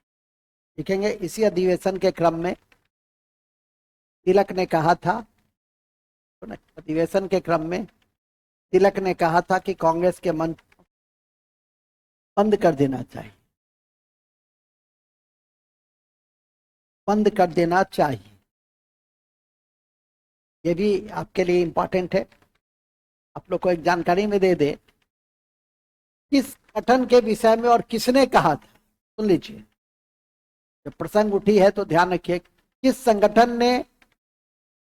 संगठन के प्रसंग में और किसने कहा था कि वे साम्राज्यवाद के विरुद्ध लड़ते भी हैं और साम्राज्यवाद को सहयोग भी देते हैं। कौन बोला था? वेरी गुड, बहुत अच्छा। देखिए, नीतीश कुमार जी ने, नीतीश कुमार नाम लिखा, तुम मेरे जेहर इस तरह से समाये हुए हो कि रजनी पाम दत्ता की जगह ने नीतीश कुमार नाम लिखा। तो रजनी पाम दत्ता ने, नोट में कहीं लिख दीजिए, रजनी पाम दत्ता ने आईएनसी के लिए कहा, आईएनसी मतलब इंडियन नेशनल कांग्रेस के लिए कहा,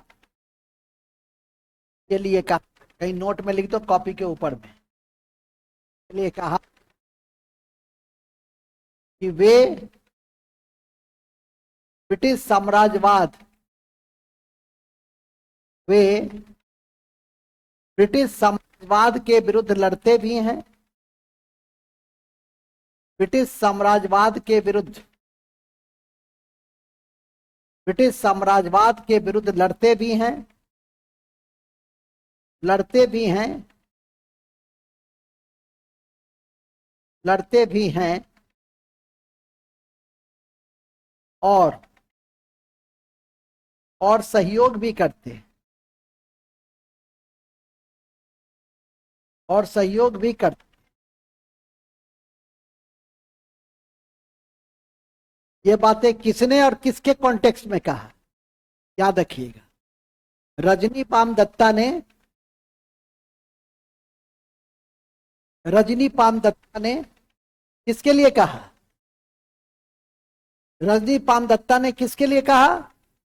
रजनी पाम दत्ता ने कांग्रेस के लिए कहा कि वे साम्राज्यवाद, ब्रिटिश साम्राज्य के विरुद्ध लड़ते भी हैं और उन्हें सहयोग भी देते हैं। खैर चलिए, अभी हम लोग यहाँ पे थे कि कांग्रेस को बंद कर देना चाहिए, कांग्रेस के मंच को बंद कर देना चाहिए। किसने कहा था? तिलक ने। कहा? पूना में।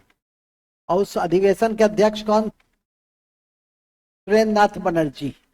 चलिए, अब आइए 1896, ये बड़ा इंपॉर्टेंट सम्मेलन है। 1896 का सम्मेलन बड़ा महत्वपूर्ण है। इसलिए महत्वपूर्ण नहीं है कि द्वितीय मुस्लिम अध्यक्ष रहमतुल्लाह से थी, इसलिए महत्वपूर्ण है कि वंदे मातरम पहली बार इसी अधिवेशन में गाए गए थे, इसलिए महत्वपूर्ण है। दादा भाई नौरोजी का धन का बहिर्गमन का सिद्धांत पारित हुआ था, इसलिए महत्वपूर्ण है। ठीक है कि नहीं? आज जिस वंदे मातरम को पॉलिटिकल कारण से सिर्फ स्वयं कांग्रेस भी, ठीक है कि नहीं, और जैसे इसका राजनीतिकरण और सांप्रदायिकीकरण हुआ, का खेद का विषय कि जो वंदे मातरम लोगों को जागरूकता देती थी, चेतना लाने का स्तर पे प्रयास करती थी, इस समय वंदे मातरम का प्रस्ताव पारित हुआ, गीत गाया गया, उस समय हमारे अध्यक्ष दूसरे मुस्लिम अध्यक्ष रहमतुल्लाह सयानी साहब, ठीक है कि नहीं? मूल बिंदु पे आ जाइए। तो मूल बिंदु है कि इस अधिवेशन के मुख्य थीम क्या है, तो लिखिए मुख्य बिंदु।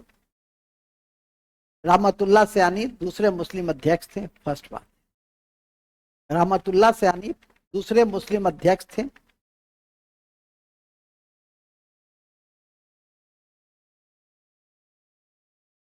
दूसरे मुस्लिम अध्यक्ष, ठीक है। इसके बाद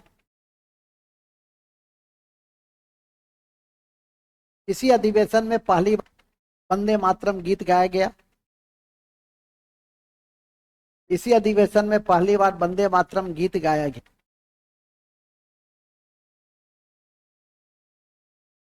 पहली बार वंदे मातरम गीत गाया गया।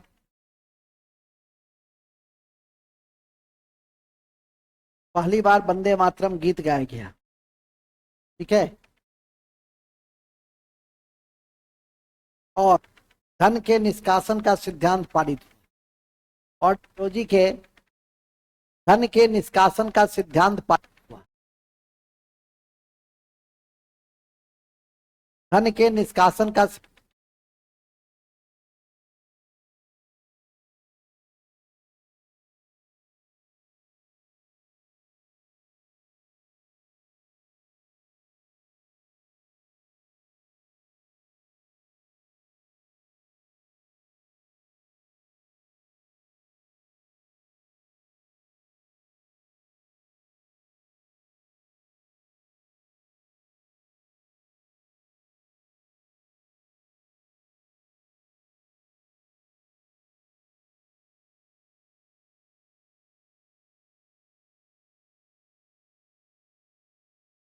चलिए तो आगे बढ़े। पहली बार धन के निष्कासन का सिद्धांत का प्रस्ताव किस अधिवेशन में पारित हुआ?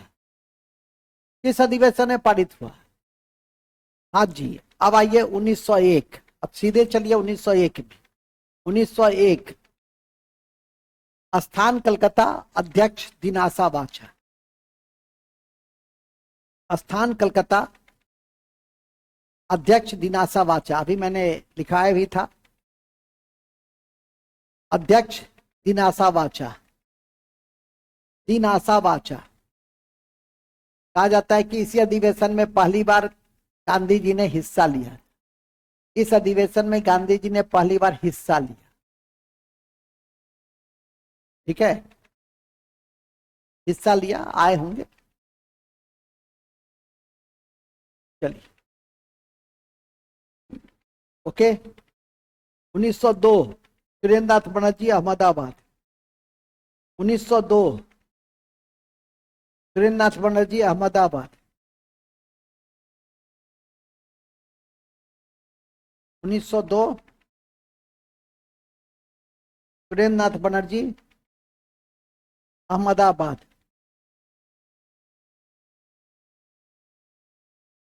ठीक है, Surendranath Banerjee, Ahmedabad. Okay.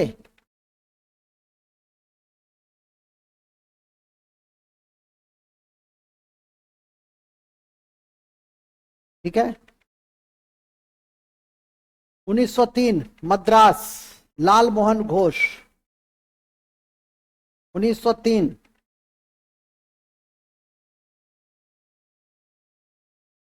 1903 Madras, Lal Mohan Ghosh.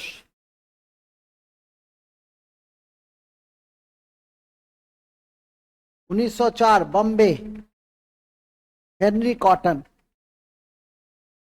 Henry Cotton, Henry Cotton. जब ये सब लिख ही लिए तो ये 2-3 और क्यों छोड़ दीजिए, कॉपी मजबूत हो जानी चाहिए। तो लिख लीजिए नोट में 1904 हेनरी कॉटन तक लिख लिए ना। अब नोट में लिख देंगे 1897 अमरावती शंकरन नायर, 1897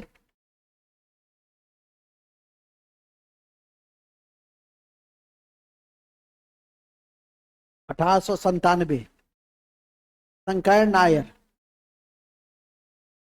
ठीक है, शंकरन नायर।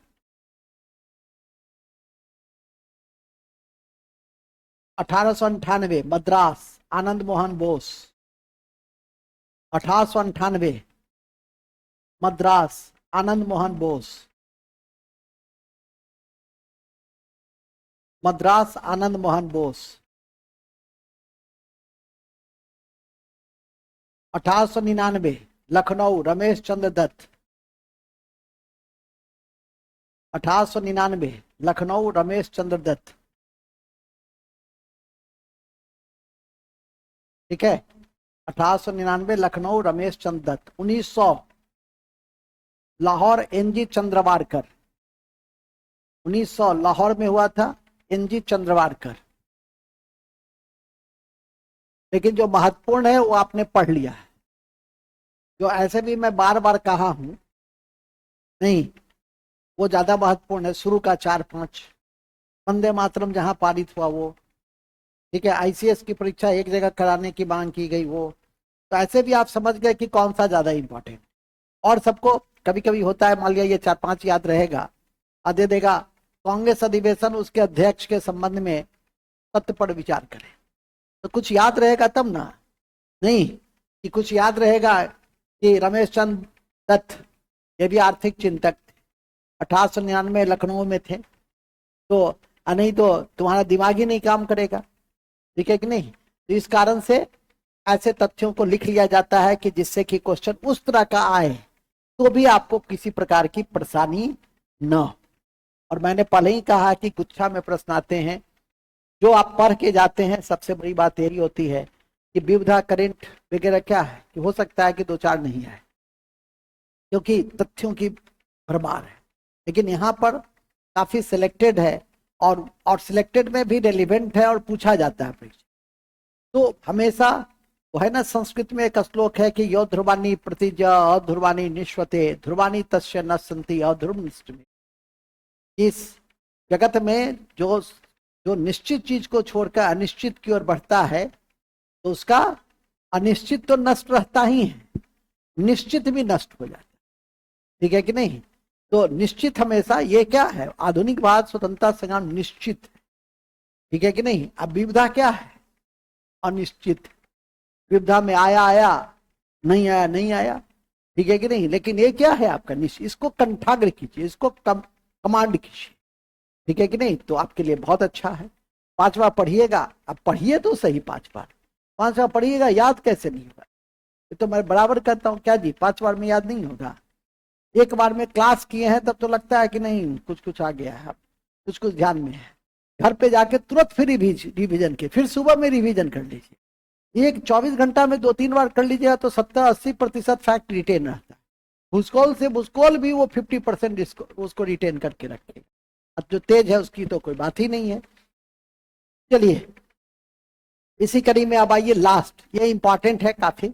1905 अलग से लिखिए, इसको अलग से लिखिए। 1905 बनारस, गोपाल कृष्ण गोखले। 1905 बनारस,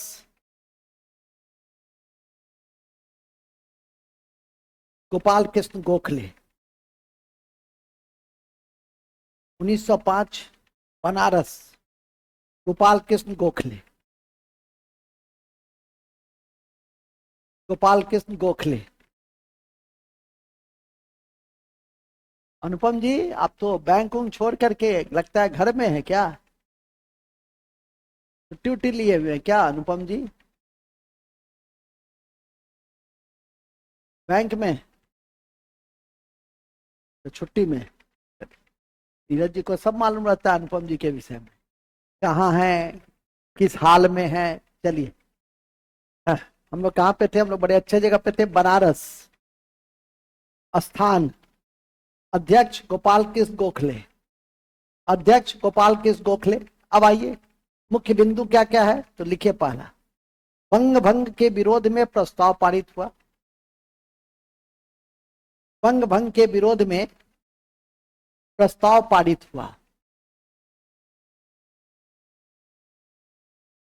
बंग भंग के विरोध में प्रस्ताव पारित हुआ। बंग भंग के विरोध में प्रस्ताव पारित हुआ। एक एक अब बेटा, अरे वाह वाह, पे पहुंच गए। अरे वाह, वेरी गुड दिए।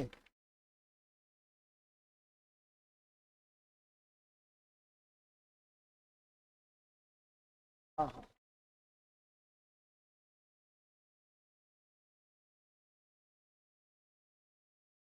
हाँ, अमीर साहब क्या हाल है? बहुत बहुत धन्यवाद आपको। क्या दे दे बच्चा, सो बता दीजिए उसको। क्या दे दे? क्या बचा है? क्या बचा है तो ले ली। कितना है? क्या बचा हुआ है सो तो वही बताएगा ना, आप लोग वहीं पे हैं।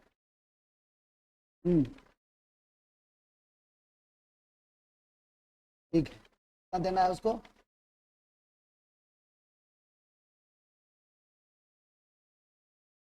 ठीक है, कर दीजिए ना उसको। बाबू 5700 दे। हाँ हाँ,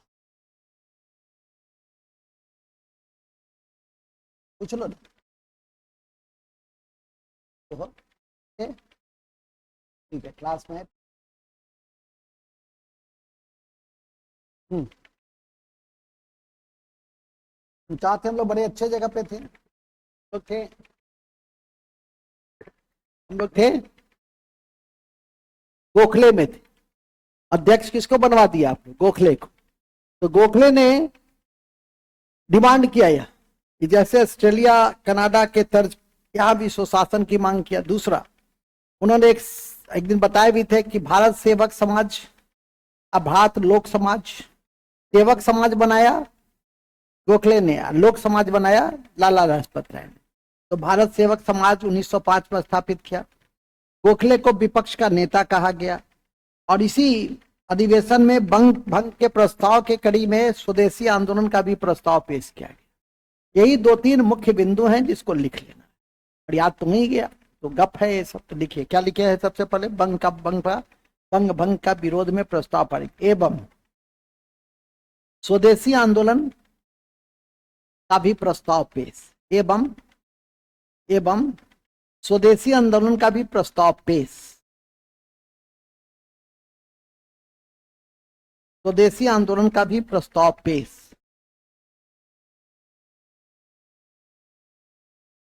स्वदेशी आंदोलन का भी प्रस्ताव पेश। Okay, point number 2। Point number 2 में लिखेंगे, गोखले ने ऑस्ट्रेलिया के तर्ज पर स्वशासन की मांग की। गोखले ने ऑस्ट्रेलिया के तर्ज पर स्वशासन की मांग की।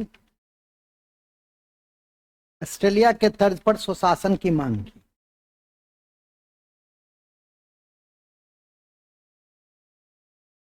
ऑस्ट्रेलिया के तर्ज पर स्वशासन की मांग की। ऑस्ट्रेलिया के तर्ज पर स्वशासन की मांग की। नेक्स्ट, ध्यान रखें कि गोखले ने 1905 में सर्वेंट ऑफ इंडिया सोसाइटी बनाया।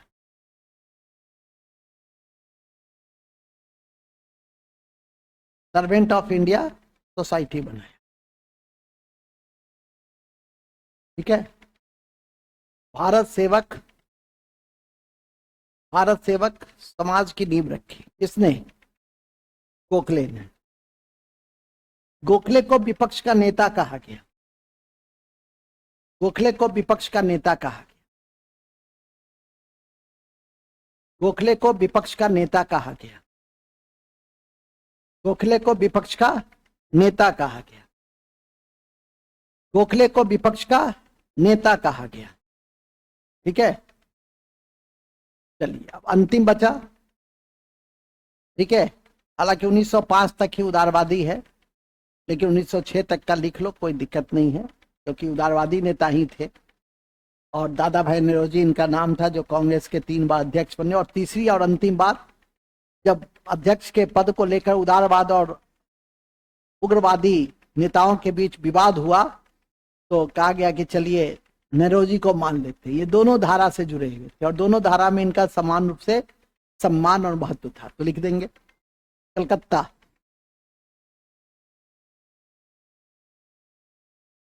हेलो, नमस्कार नमस्कार, ठीक छी? हाँ, में ठीक यहाँ चल रहा है, ठीक है ना? में अस्थायी आवास बना।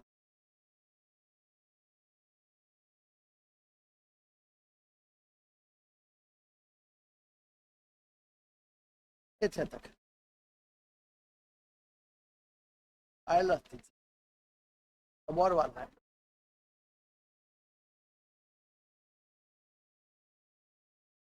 कभी रहे ना रवि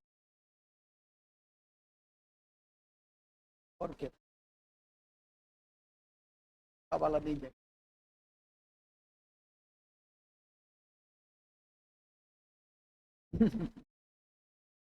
ठीक है,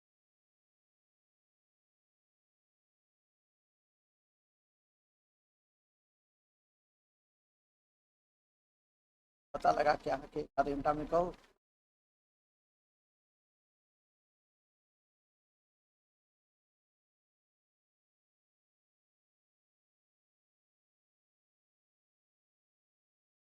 संपर्क तो छै, संपर्क तो नहीं छै, जाने छी कत छै, लेकिन संपर्क के कभी तलाश कर ली। अब तो एठाम से संपर्क टूट गए ना, नहीं तो रही छै, तब ना फटाफट फटाफट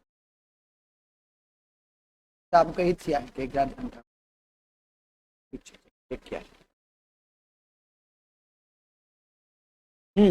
बड़े अच्छे जगह पे थे हम लोग। कहाँ थे हम लोग? 1906 में थे। 1 मिनट,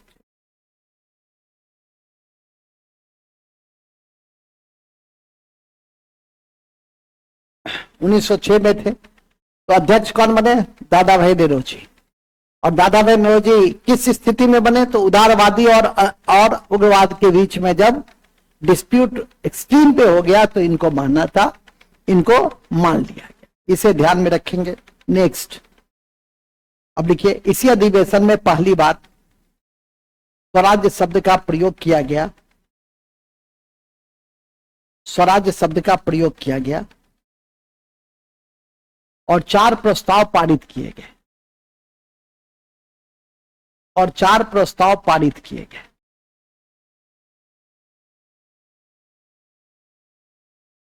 और 4 प्रस्ताव पारित किए गए। और 4 प्रस्ताव पारित किए गए। पहला है स्वदेशी आंदोलन बहिष्कार, स्वदेशी बहिष्कार, स्वराज्य और राष्ट्रीय शिक्षा। स्वदेशी बहिष्कार, स्वराज्य और राष्ट्रीय शिक्षा। स्वदेशी बहिष्कार, स्वराज्य और राष्ट्रीय शिक्षा। स्वदेशी बहिष्कार, स्वराज्य और राष्ट्रीय शिक्षा। अति महत्वपूर्ण है कि मोहम्मद अली जिन्ना पहली बार नौरोजी के सचिव के रूप में इसी अधिवेशन में शामिल हुए। देखिए, अति महत्वपूर्ण है कि मोहम्मद अली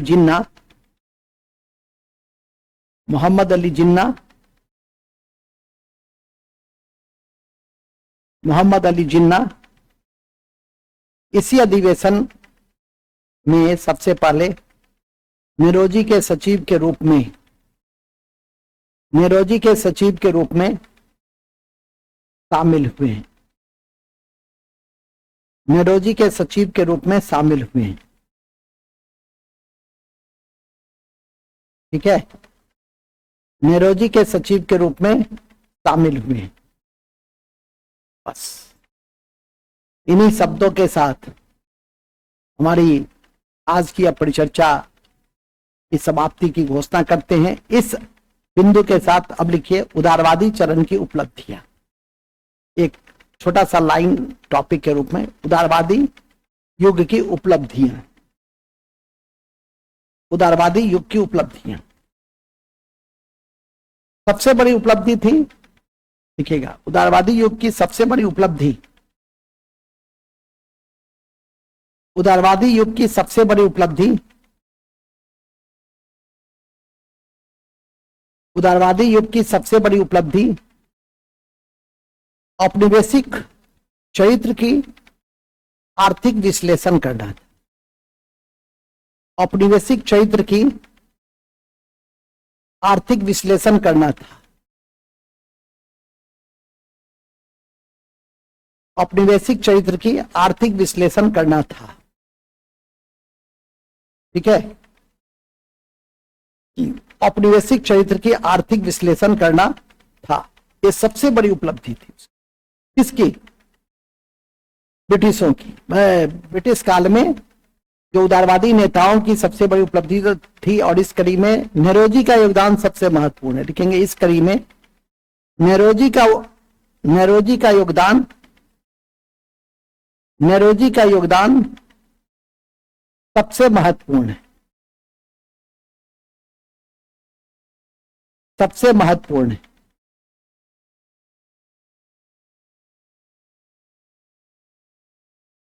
ठीक है,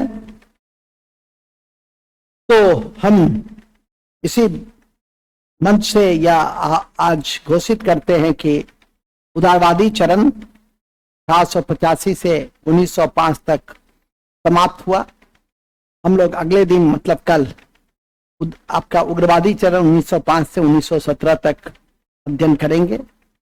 एक ही दिन में खत्म कर देंगे तो फिर टेंशन हो जाएगा। तो जब भी कोई कक्षा की समाप्ति की घोषणा करते हैं तो क्या करते हैं?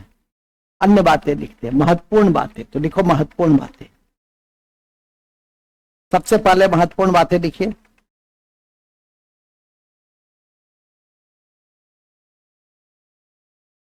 अठारह में महाराष्ट्र में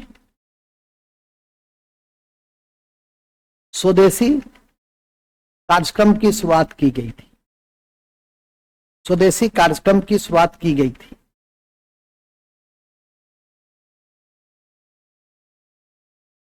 स्वदेशी कार्यक्रम की शुरुआत की गई थी। पॉइंट नंबर 2, 1881 में नेरोजी ने कहा था, ब्रिटिश शासन के संदर्भ में, ब्रिटिश शासन के संदर्भ में नेरोजी ने कहा था,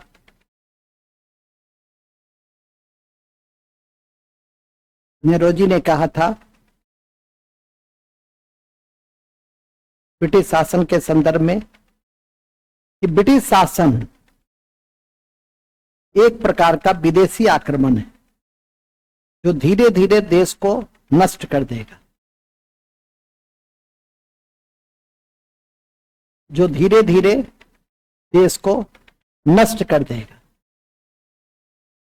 ठीक है, नेक्स्ट,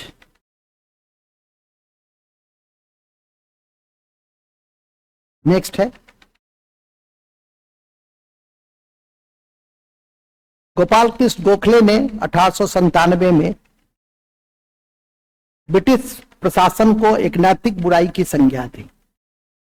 गोपाल कृष्ण गोखले ने ब्रिटिश शासन को एक नैतिक बुराई की संज्ञा दी, एक नैतिक बुराई की संज्ञा दी। ठीक है, एक नैतिक बुराई की संज्ञा दी। पश्चिम भारत में पहले धार्मिक सुधारक, पश्चिम भारत के पहले धार्मिक सुधारक कौन थे? गोपाल हरि देशमुख थे। पश्चिम भारत के पहले धार्मिक सुधारक गोपाल हरि देशमुख थे, जिन्हें लोकहितवादी भी कहा जाता था, जिन्हें लोकहितवादी भी कहा जाता था, जिन्हें लोकहितवादी भी कहा जाता था। लोकहितवादी भी कहा जाता था। टिक लगा देंगे।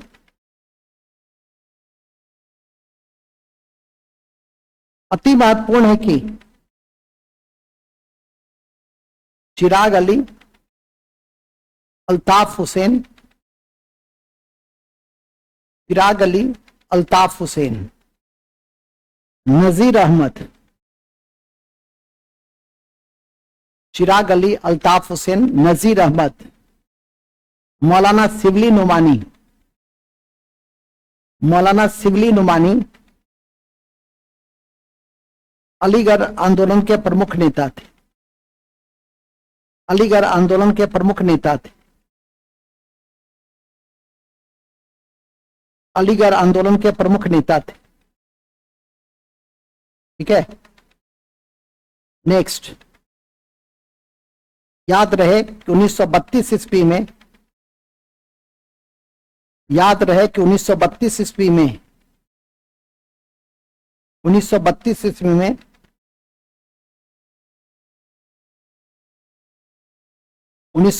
ईस्वी में गांधी जी ने अखिल भारतीय